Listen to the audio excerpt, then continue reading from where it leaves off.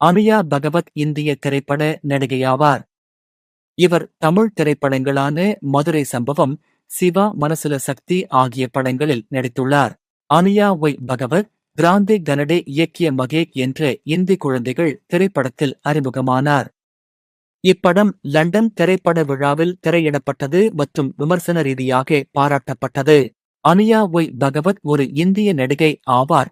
அவர் முக்கியமாக இந்தி, தமிழ் மற்றும் பெங்காலி படங்களில் பணியாற்றுகிறார். சிவா மனசுல சக்தி படத்தில் நடித்ததன் மூலம் அவர் மிகவும் பிரபலமானவர். பிக் பாஸ் தமிழ் முதல் சீசனில் பகவத் பங்கேற்றார், ஆனால் வெளியேற்றப்பட்ட முதல் போட்டியாளர் ஆனார்.